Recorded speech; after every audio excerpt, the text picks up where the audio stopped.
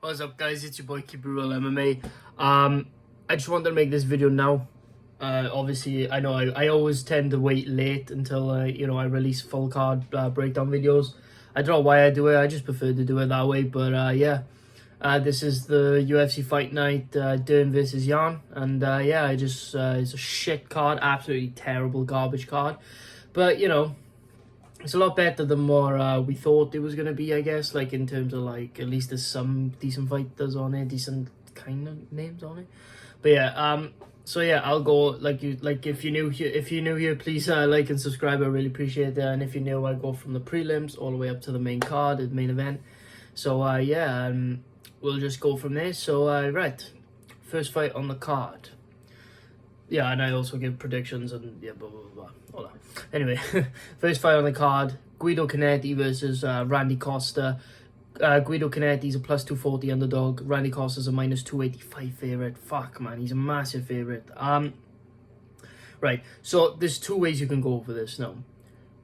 Are you going to bank on the fact that Randy Costa does not gas after round one and gets the first round KO? Or do you bank on Guido Canetti surviving the first round and then making Randy Costa quit once again by dropping him and then making him quit? Or not even dropping him, just Randy Costa quitting because he's gassed. Randy Costa has a decent chin, he just quits. So I'm going to bank on Randy Costa getting the first round KO. It's a risky fight, you know what I mean? It's risky as fuck, but at the same time, it's like he's so much better than Guido Canetti as a fighter. And the thing is, right, this is why, right? This is my logical thing. Guido Canetti doesn't have the greatest of chins. He's getting a bit older. Randy Costa's young, up and coming. Also, Guido Canetti doesn't have a lot of power, but when he does have a lot of power, it's always in close. But Randy Costa's so tall, so long for the bantamweight division that he just finds a way to keep people at range. Like, bear in mind now, in the first round, he was fucking Yanez up at range. Yanez couldn't do anything to him. So, you know what I mean? And so Randy Costa's really fucking good, bro. And he just quits, but I'm banking on him getting a first round KO. So yeah. Next fight on the card. Julia Storienko versus Chelsea Chandler. I'm gonna go with Chelsea Chandler getting a 29-28 decision. The thing with Storienko is that she's like kind of like an off the rip fighter in a sense, or like a peekaboo fighter, I like to call them, where she wins most of her fights because she surprises her opponents a lot. Now, and what I mean by this, surprises them by grappling. This is obviously a catch weight, but historically they fight at like what do they fight at? I forgot. Anyway, but yeah, I forgot. How would I forget?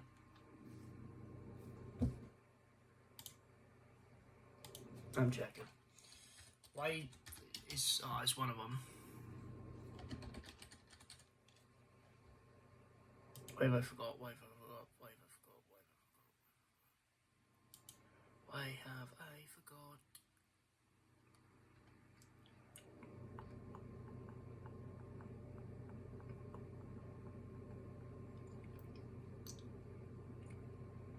Why have I forgot? Oh, it's one of them.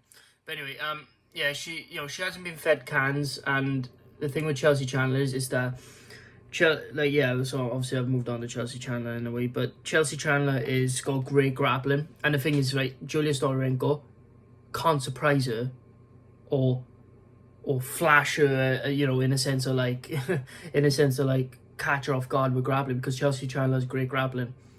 And so I don't see a way that Storienko wins this fight. I see Chelsea Chandler just stuffing her takedowns and just beating her on the feet, in my opinion.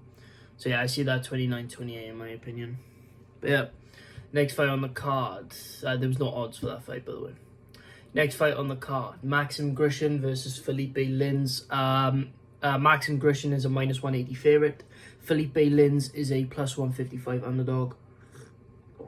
I'm going to go with the slight favourite. I agree with the odds. I'm going to go with Maxim Grishin. Maxim Grishin is very underrated. He had a very close fight with Dustin Jacoby, who's number 15 or 14th ranked in the light heavyweight division. I see him getting a 30-27 win. He's tall as fuck, he's really long, and the thing is, right, Felipe Lin's like has a win over Marcin Prashnia, but other than that, like, can you trust him to make light heavyweight like that healthy? You know what I'm saying? And the thing is, right, people don't understand how underrated Maxim Grishin is. The way he handled William Knight was, he schooled him, handled him so well.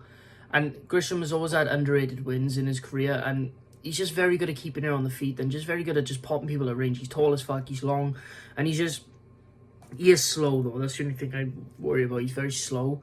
But other than that, like, he's got really good grappling too, and I just see him just outpointing Felipe Lins for 3 rounds in my opinion. Not the lock of the card, but I'm gonna say that it's just a nice 30-27 for him, I think. But yeah, that's my opinion. But yeah. Anyway, next fight on the card, Krzysztof Jotko versus Brendan Allen. Krzysztof Jotko's a -120 favourite. Brendan Allen is a +100 underdog. Now, I'm going to go with the underdog in Brendan Allen. Now, the biggest reason I'm going with him is that his striking has improved so much that you just can't overlook it. And it's not just that. It's that, yes, Brendan Allen's chin is questionable, but what you got to understand is that Jotko doesn't have power. He's a decisionator for a reason. And Brendan Allen has no power to... When Brendan Allen has no power to worry about coming back his way, he does so well. And obviously, like, was he 7-2 in the UFC? I think he is, something like that. He's... I'll have a look at his record now. I think he's 7-2, Brendan Allen.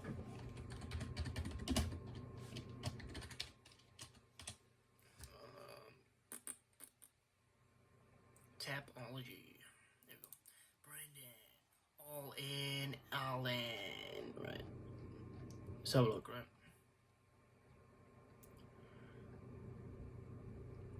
Right.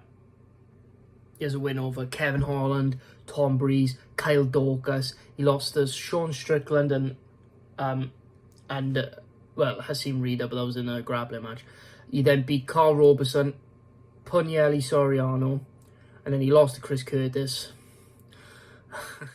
And then beat Gabriel Checo, Sam Alvey, and then Jacob Malkoun. And the thing is, right, like, what is Jotko going to do? Because when you got a guy that can grapple, because bear in mind, he didn't just beat Kevin Holland, he rear naked choked Kevin Holland. So he can clearly grapple, you know, jiu-jitsu wise. So what's Jotko going to do? What's Jotko has? He hasn't got levels above striking. So Brendan Allen is just going to be able to get on the inside and threaten the grappling, which is going to make his striking even more better against Krzysztof. Like, it's like, he's fought killers, really. And the thing is, right, like, he can't grapple Krzysztof Jotko, and he's fought killers as well. He's lost to Strickland. He couldn't do anything against Strickland, really. And Strickland also, you know, but Strickland TKO'd Allen. But we're going to understand this, right? When you got a guy that can grapple, a guy that can wrestle, a guy that can also strike on par with you, I don't see Jotko getting out of this. So I just see Brendan Allen getting a second round submission. I think what's going to happen is he's just going to overwhelm Jotko a little bit with the striking and just control. And eventually catch him slipping and just take his back and just fucking eventually sink in the rear naked choke. That's what I see in the second round. Either that or like a very close decision. This is a tough fight for Brendan Allen, but I can see him winning it. I really can. But yeah, next fight on the card. Joaquim Silva versus Jesse Ronson. Joaquim Silva is a -145 favourite. Jesse Ronson is a +125 underdog. I'm going to go with a unanimous decision, 30-27 for Joaquim Silva. I don't think Jesse Ronson's good enough to be in the UFC, in my opinion. Not to say that he's like a shit fighter or anything, but I just don't think he's at the UFC like level. Like, Joaquim Silva has very good BJJ. He I believe I'm gonna have a look that he beat, you know, like you all remember, I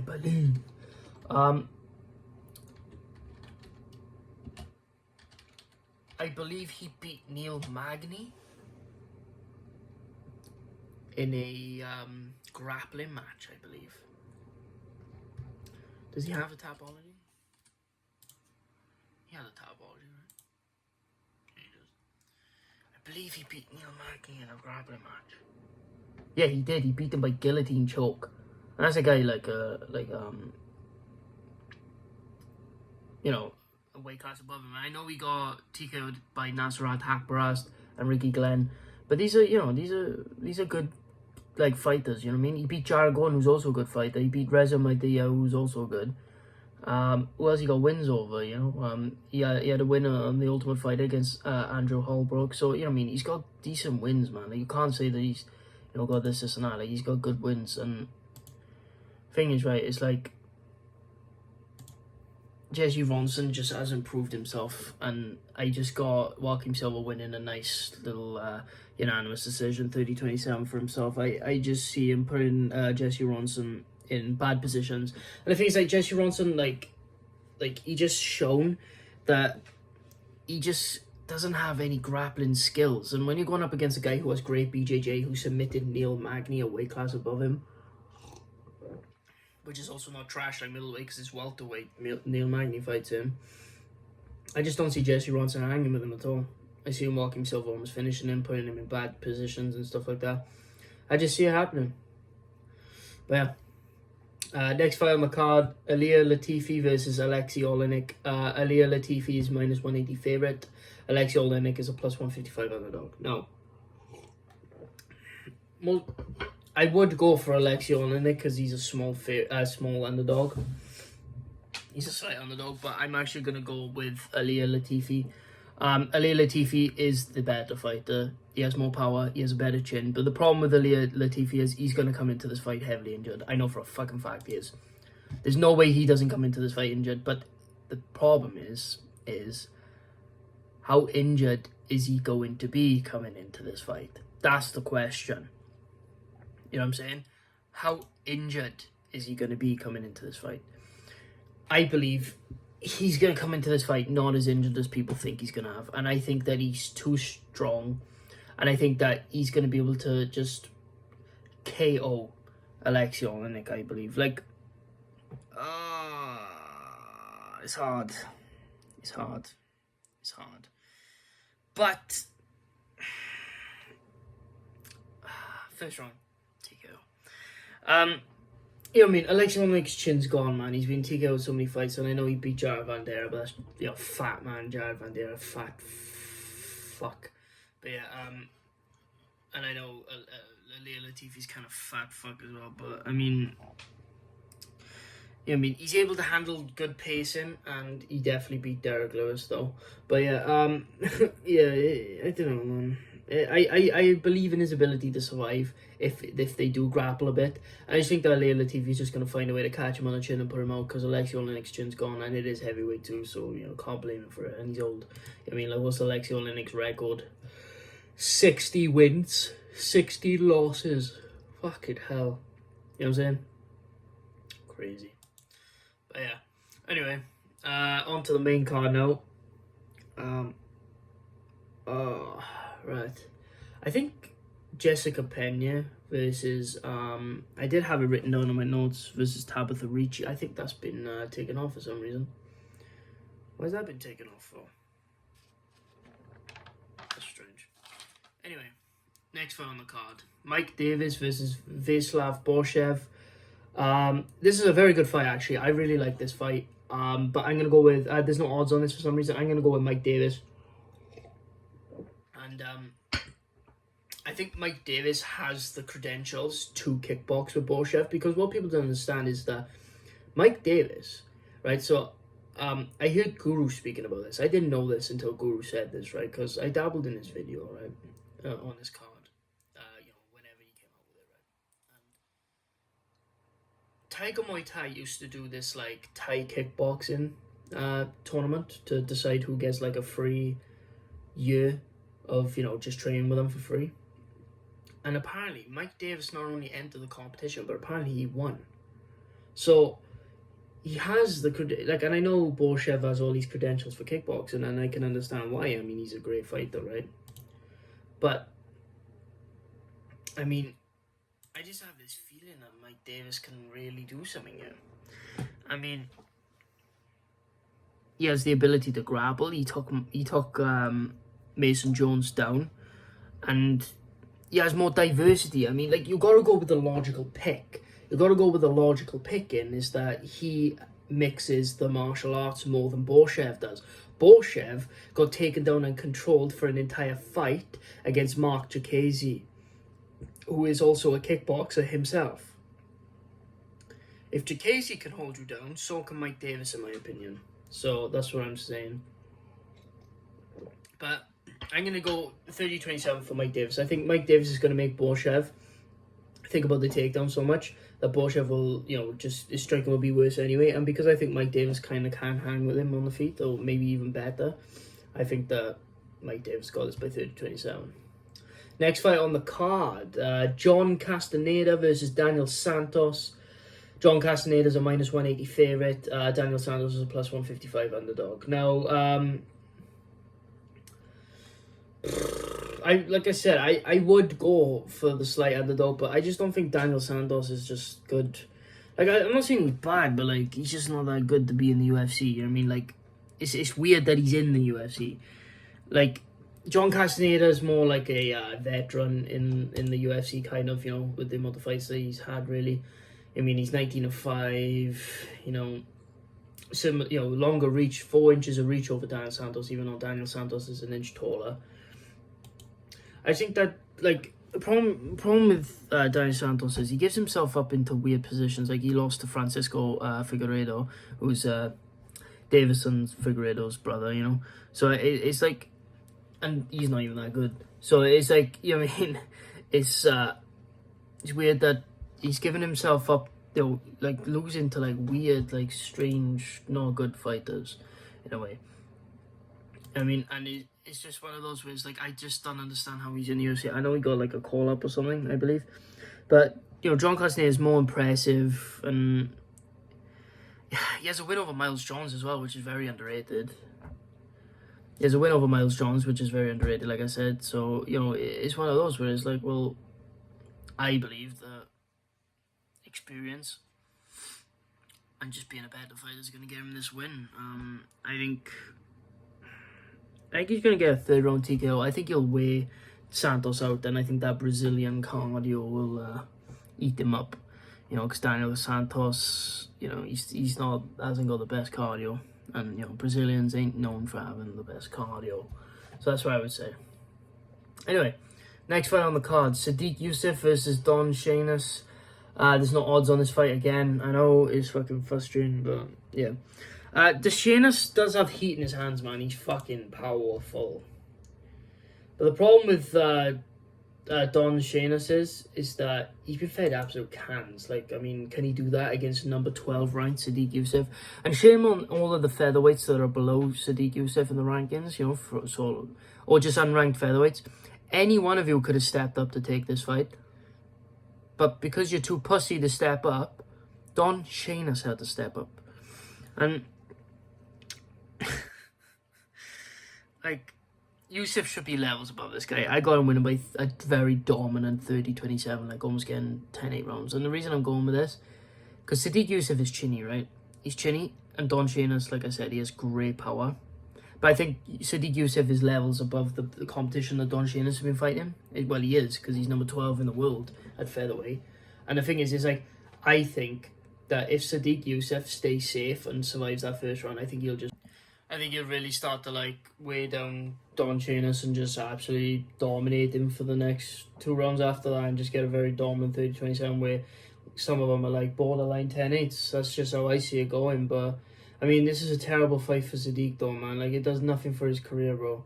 Nothing at all. If he wins, they're like, oh, you should have won anyway, blah, blah, blah. But like I said, I'm notoriously known for people from saying that, I respect fighters that win when they should win and make it look easy when they should make it look easy. I don't think it's going to look easy, especially in the first round, but the second and third round is going to be so dominant. It's going to make it look like he's fighting an amateur, in my opinion. But yeah, on to the next fight. Ronnie Barcelos versus Trevin Jones. Ronnie Barcelos is a -230 favourite. Trevin Jones is a +195 underdog. Now, right. Ronnie Barcelos has a great chin, is very underrated. Him and Trevin Jones look shit. Absolute shit. In, you know, in terms of, like, their last couple of fights. But the problem is, right, like, Trevin Jones relies on his power too much. He's kind of like a Cheeto, but worse.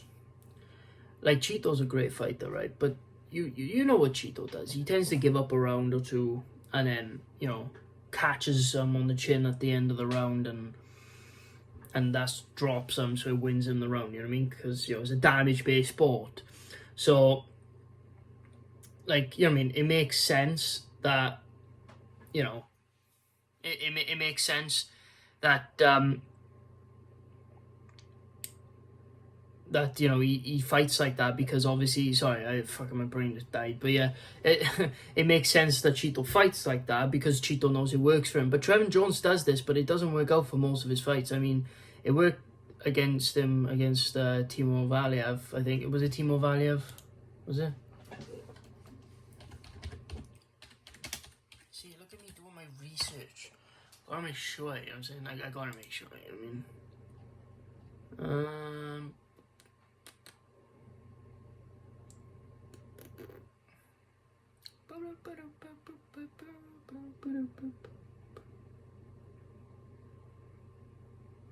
Oh, it was a no contest. Yeah, but he did drop Timo Valiev and basically finished him, let's be real. But in that fight, he was getting fucked up, man. And I know Ronnie Barcelos lost to Timo Valiev, but the difference was it should have been a draw because he dropped Timo Valiev twice in the first round, I believe. So it should have been a 10-8, meaning it should have been a draw because Timo Valiev handedly won the second and third round. And the thing is, right,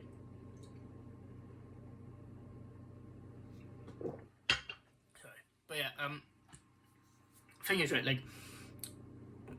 Ronnie Barcelos has a lot of diversity in his attacks. He's a heavy kicker too, and he has great power and a great chin. And the thing is, Trevin Jones is more of like a boxer type fighter, and I believe that's why Ronnie Barcelos is gonna win this fight.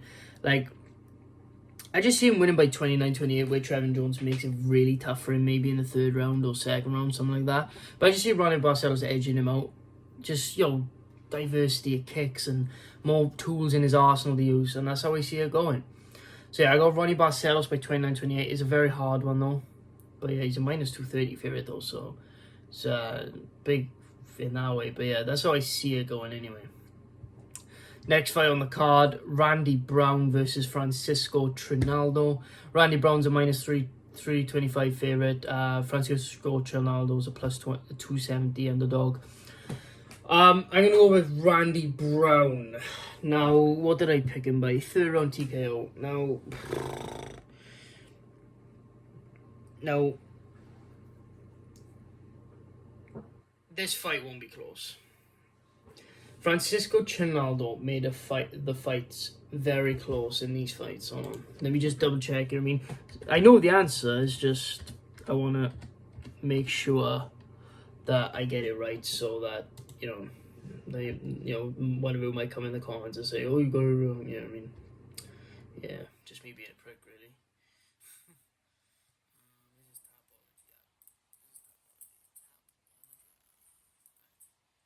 Tapology.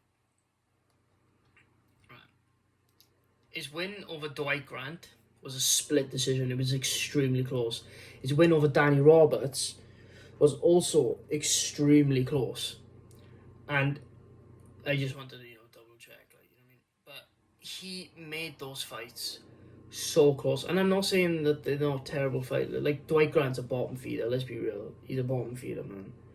And the thing is, right, like, he's an absolute bottom feeder, and he made the fight look very close. And on top of that, against Danny Roberts, like, Danny Roberts is very technically sound, but, a gust of wind hits him, and then he just fucking just gets dropped by it. So, like, Danny Roberts has no chin, so he's just wobbling all the time. So, Danny Roberts is like that, but he's very technically sound. Danny Roberts is a good fighter, like, but he made that fight super close, even though he's rocking him and stuff. So, I think Randy Brown's a much better fighter, man. I think that, he did get a robbery win over Chaos Williams. Chaos Williams 100% won that fight. But, yeah, I mean, Randy Brown's good though, man. He's a very good fighter, man. He's very good. Technically sound, improved his striking so much, and if he was able to avoid getting KO'd by Chaos Williams, I think he's definitely going to avoid getting KO'd by Francisco Trinaldo. I think if Randy Brown wins this fight, I believe what's next for him is, well, I'd say a ranked opponent. I mean, he's in his 30s, so give him a ranked opponent, and yeah, we'll go from there. Next, so Randy Brown by third round TKO, third round TKO. And the reason I'm going with a third round TKO is because I just think that he's going to pepper Francisco Trinaldo for so long that he's eventually going to catch him, man. Like when he dropped Alex Oliveira, people don't understand how hard he fucking hit him, man. And it was a very underrated finish, and I just see him, like, you know, he's on a 4-5 win streak now, I think. So if he drops Francisco, I think over time it'll wear on him, Brazilian cardio, and I just think that it'll drop him. I think he'll drop him, and I think he'll pour the pressure on. I think eventually then he'll catch Francisco on the chin, and he won't even need that many ground and punch shots because the ref will see that he's done, and he'll just pull him off. That's how I see that going. So yeah, Randy Brown third round TKO, maybe even a body shot. He could get a body shot. I think that Francisco might drop to a body shot too, one of the two. So yeah, keep your eyes peeled out for both, whichever you want to go for. You know, well, yeah. Next fight on the card is the main event. Mackenzie Dern versus Xiaonan. Mackenzie Dern's a -230 favourite. Jan's a +185 underdog. I'm going to go with Mackenzie Dern. Now,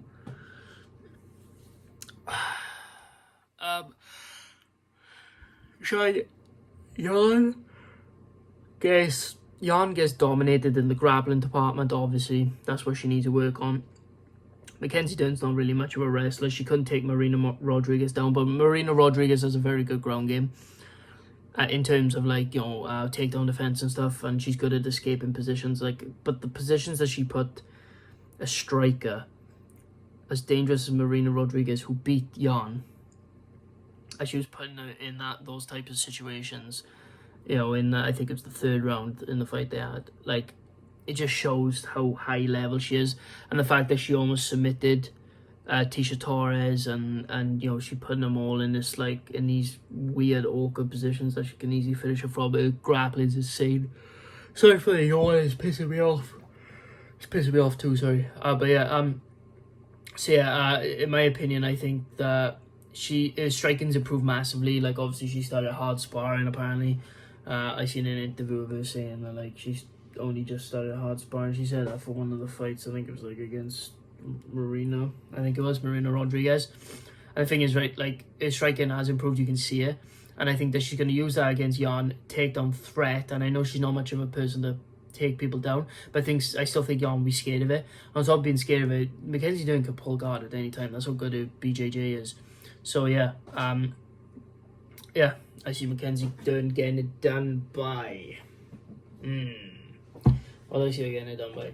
I see Mackenzie Dern getting it done by third round submission. I think she'll wear on Jan and just win the positions, get her, you know, pull guard, maybe even take her down a couple of times, land some decent shots, and just, you know, do what she needs to do. But then eventually, I think that she's gonna eventually get Jan down, get her in a terrible position, and just find a submission. I'm not even gonna say which submission, just a submission.